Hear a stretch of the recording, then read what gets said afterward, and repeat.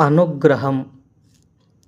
మోక్షం అంటే దుఃఖ స్పర్శే లేని నిత్య నిరంతర ఆనంద అనుభవ స్థితి.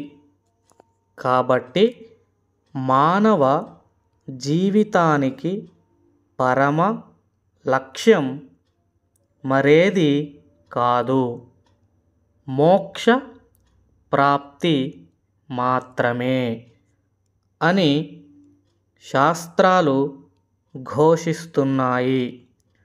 మరి ఆ మోక్ష ప్రాప్తికి మార్గం ఏమిటి?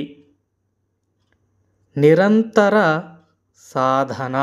ఈ సాధనలో మొదటి దశ అనిత్యమైన ప్రాపంచిక విషయాల పట్ల సంపూర్ణ వైరాగ్యం అలవరుచుకోవటం.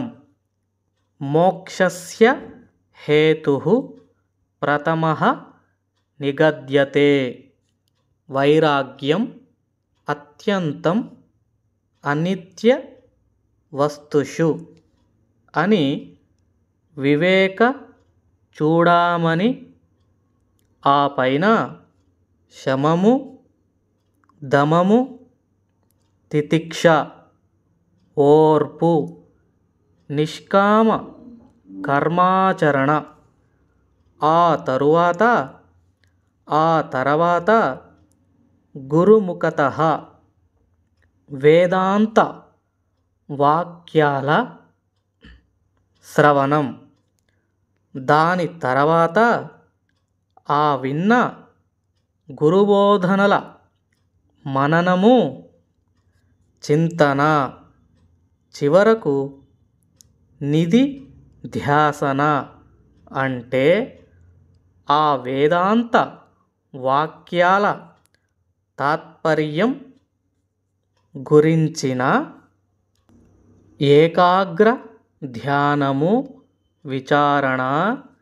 నిస్సందేహంగా ఇది చాలా కష్టతరమైన సాధన.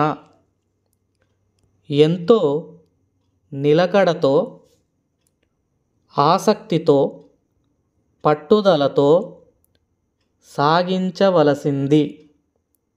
కృషి సాధకుడిదే గాని ఈ కృషి పట్టుదలగా సాగి ఫలించాలంటే 4 విధాలైన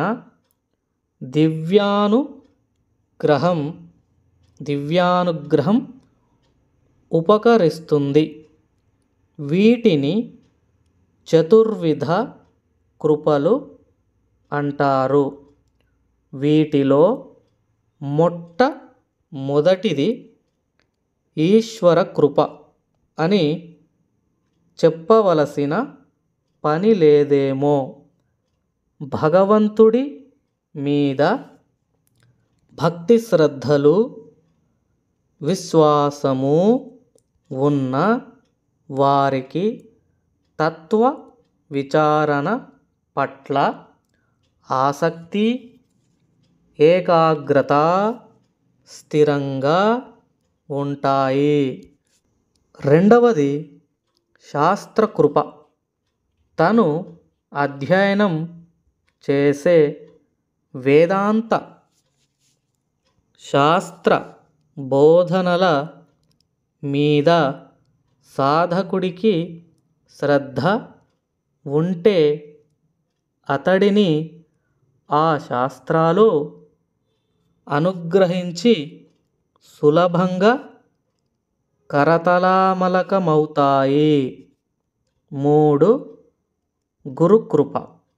సాధకుడికి ఆత్మజ్ఞానం బోధించే సద్గురువు బ్రహ్మ, విష్ణు, మహేశ్వరులతో సమానం.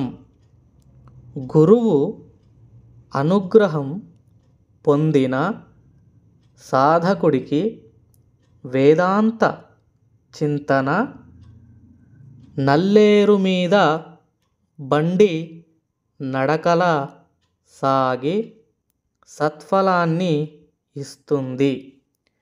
ఇక 4వ కృప ఒకటుంది. ఇది ఆత్మకృప లేక అంతఃకరణ కృప. నేర్చింది ఆమూలాగ్రంగా చిత్తంలో స్థిరంగా నిలవాలంటే సాధకుడికి తన అంతఃకరణం చక్కగా సహకరించాలి. మనసు మొరాయించి పరిపరి విధాల పరుగెత్తుతూ ఉంటే సాధకుడికి అది బలీయమైన అంతఃశత్రువు మనసు. అనుగ్రహం చూపించి మాట వినకపోతే సాధన చెట్టెక్కుతుంది. మిత్రులారా, నేను చెప్పేటప్పుడు ఆ పదాలను మీరు రిపీట్ చేయండి. ఇలా చేసినట్లయితే మీరు తెలుగును చక్కగా నేర్చుకోగలుగుతారు మిత్రులారా. దయచేసి ఈ వీడియో మీకు నచ్చితే లైక్ చేయండి, షేర్ చేయండి, ఛానల్ను సబ్స్క్రైబ్ చేసుకోండి దయచేసి. Thank you very much.